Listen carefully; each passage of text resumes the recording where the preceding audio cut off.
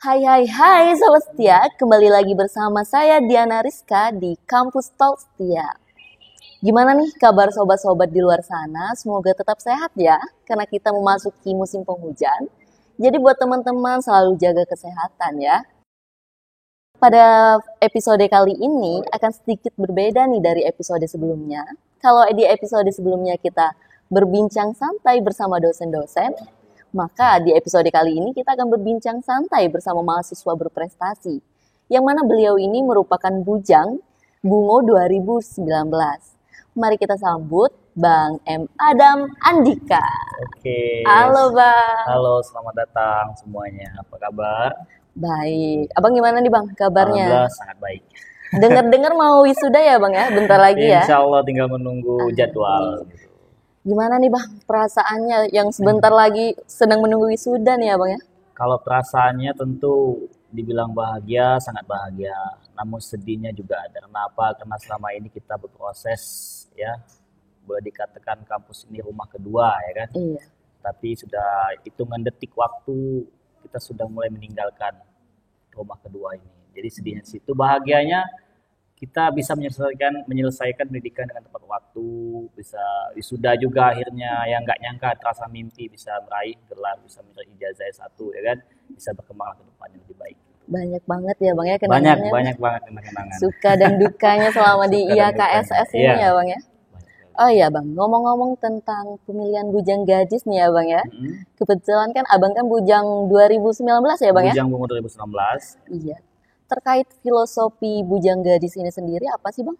Kalau terkait filosofi bujang gadis, sebenarnya bujang gadis ini dibuat itu mencari sebagai wadah ya untuk berprestasinya anak-anak khususnya Kabupaten Bungo. Kemudian filosofinya itu lebih menghargai tradisi adat yang ada di Kabupaten Bungo, sehingga bujang gadis yang terpilih ini menjadi leading star ataupun tombak pertamanya menjaga pariwisata budaya dari Kabupaten Bungo ini. Karena apa? Karena ya kalau hanya mengharapkan pada yang tua, tentu generasinya beda lagi. Makanya ada pepatah itu mengatakan di dusun itu elok kampung dek nan tuo, gami kampung dek nan mudo. Nah yang mudo inilah muncul, makanya dibuatlah wadah bujang gadis ini menjadi suatu kompetisi hingga bisa pemuda-pemudi Bungo ini bersaing nantinya. Kita tentu mencari yang terbaik. Nah filosofi yang sangat pentingnya bahwa bujang gadis ini dianggap sebagai citra dari Kabupaten Bungo. Oh citra Kabupaten Bungo ini loh orangnya gitu. Anak-anak Bungo ini orangnya ini pintar, baik, sopan santun dan macam hal lah gitu. Itu filosofi yang sebenarnya gitu, yang saya ketahui selama ini gitu. Jadi dengan adanya ajang pemilihan bujang gadis ini juga bakal meningkatkan kualitas sumber daya manusianya sendiri. Sangat benar. Dengan adanya pemilihan ajang ini tentu kita bisa melihat nih sebatas mana kemampuan anak Kabupaten Bungo gitu. Bagaimana sekarang kondisi SDM masyarakat Bungo khususnya di pemuda ya gitu. Di situ. Karena seperti yang kita ketahui ya Bang ya, percuma mempunyai sumber daya alam yang melimpah. Iya. Kalau tidak bisa mengelolanya ya Bang ya. Ya, kalau kita negara yang besar itu sebenarnya bukan negara yang memiliki hanya sumber daya alam ataupun ya kemampuan keuangan negaranya yang baik, banyak ya sumber daya alam tadi banyak gitu. Sebenarnya peran pertama itu adalah pemudanya gitu. Makanya Bung Karno pernah mengatakan beri aku 10 pemuda katanya. Enggak, dia tidak mintanya apa-apa ya. 10 pemuda itu sangat penting. 10 baru, apalagi kalau udah ribuan pemuda gitu. Maka ujung tombak negara ini baik, apalagi Kabupaten Bungo baik, itu tergantung pada pemudanya. Mampu tidak mengelola sumber daya alam di sini gitu. Iya, kalau terkait generasi nih ya Bang ya. Kalau pemilihan bujang gadis Bungo ini sendiri udah dari generasi berapa sih Bang sampai sekarang? Kalau untuk generasinya yang saya ketahui memang kita belum punya data alumni yang akurat ya kan, tetapi yang saya ketahui dapat informasi itu bujang gadis ini sudah ada di tahun 2004. 2004 ya Bang? Nah, tapi setelah saya coba gali-gali lagi, itu pernah ada senior, mungkin sekarang dia sudah punya cucu gitu. Dia pernah bicara sama saya itu, dia pernah ikut bujang gadis katanya. Nah berarti kalau saya pikir ini lebih tua lagi dari 2004 gitu. Cuman yang kita ketahui memang di 2004. mulainya sampai 2019 ini. Insya Allah 2019 pilihan saya, insya Allah 2022 ini ada pemilihan lagi. Berarti udah banyak banget ini ya Udah Bang ya, banyak, generasi. sangat banyak. Termasuk abang sendiri Ya, ya. itu udah banyak. Oke, kalau tentang waktu pendaftarannya nih Bang, dari kapan sih Bang? Kalau waktu pendaftaran untuk pemilihan tahun 2022 ini kita buka dari tanggal 6 kemarin Iya. sampai tanggal 15. Ini. Memang kita mepet pendaftarannya karena agenda Bujang Gadis ini kan agenda ulang tahun Bungo. Jadi tidak bisa kita yang panitia Bujang Gadis ini hanya menentukan agenda kita sendiri karena kita kolaborasi dengan ulang tahun Bungo. Jadi banyak pihak-pihak yang terlibat sehingga itu yang buat kita menghambat untuk pemilihan itu waktu yang luang. Sehingga memang akhirnya mepet-mepet gitu. Pendaftaran aja tanggal 5 sampai tanggal 15. Jadi sangat mepet sebenarnya. Tapi ya apa daya ya saya yakin anak Kabupaten Bungo ini kalau untuk prestasi tidak mengenal waktu gitu. Saya yakin itu. Tadi kan sampai tanggal 15 ya Bang ya? Ya, Berarti sampai bentar tanggal lagi nih ya 15. Bang Bentar ya? lagi. Kan tadi kan abang bilang kalau persiapannya itu mepet nih ya Bang ya? Mm-mm. Sudah berapa persen sih Bang persiapannya?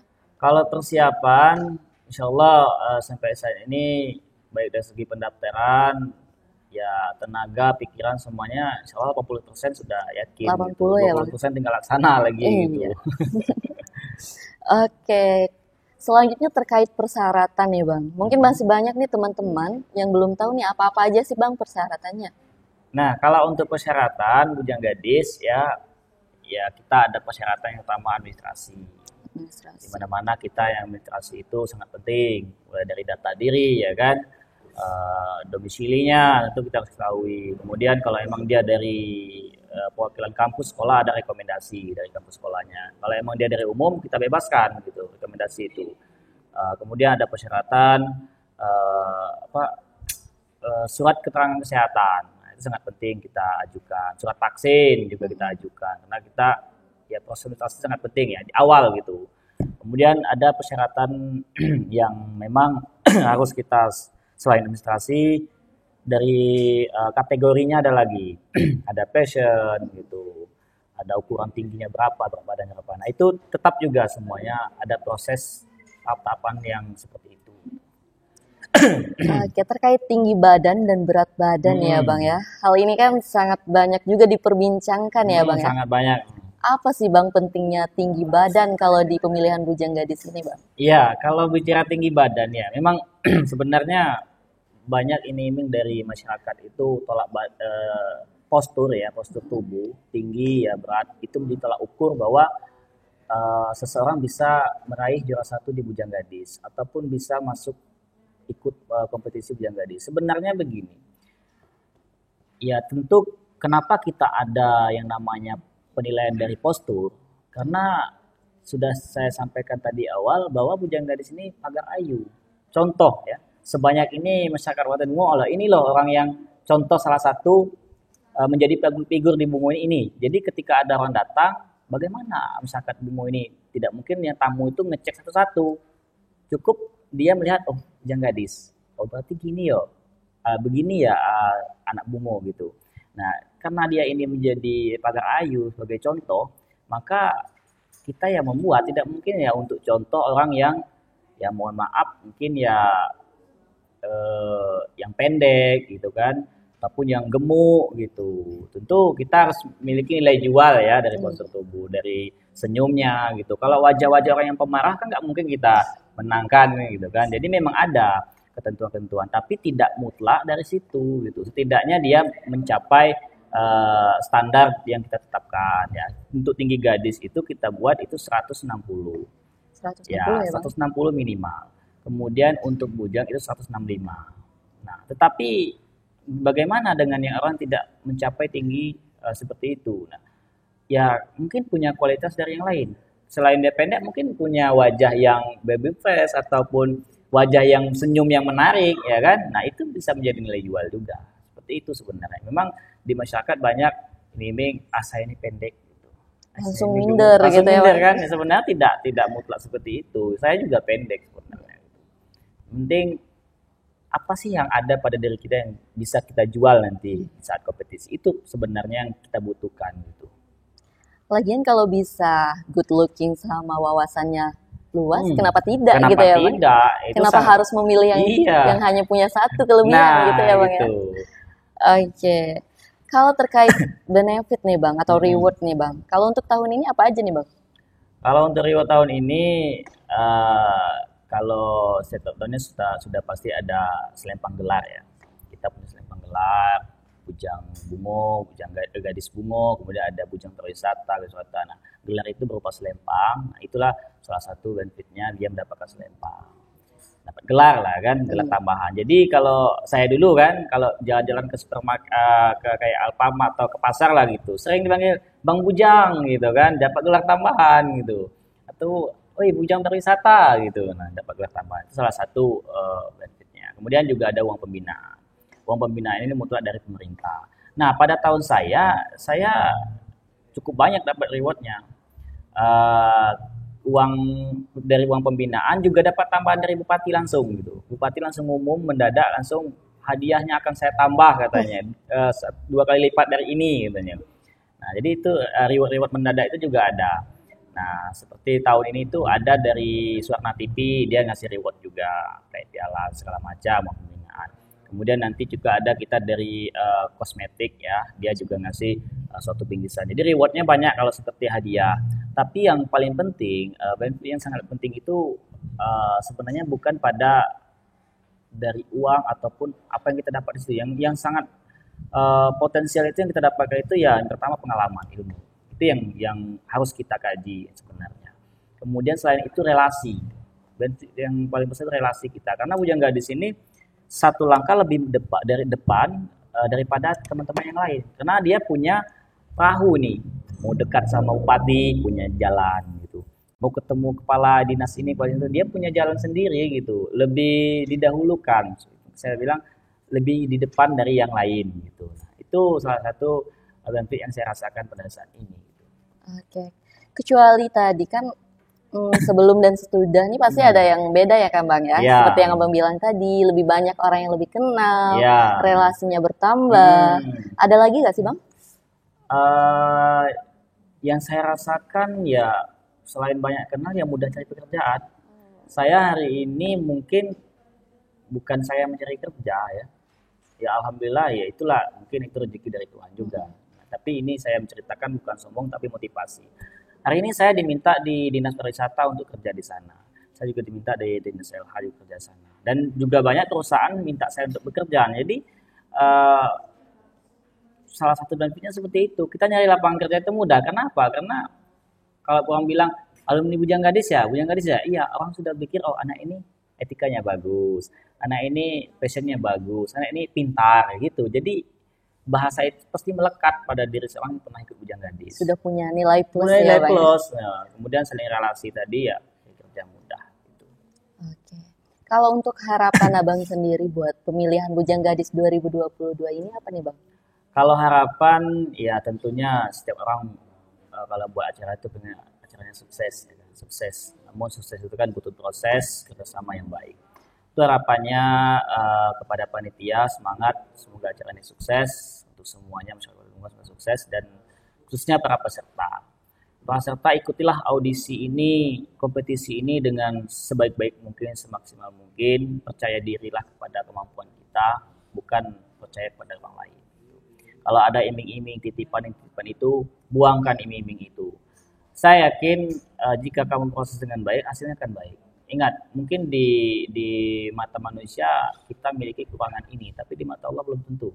Itu. Jadi harapannya hingga acara ini berjalan dengan baik, itu butuh keterlibatan peserta yang mau ikut aturan dengan baik. Itu sih harapan saya, pengen acara ini sukses, pengen terpilihnya Bujang Gadis tahun ini ada 15 lempang yang harus direbutkan. Kalau tahun saya 11, nah ada tambahan 3 di tahun ini. 4 ya, 4 di tahun ini. Jadi lebih banyak tahun ini yang diambil.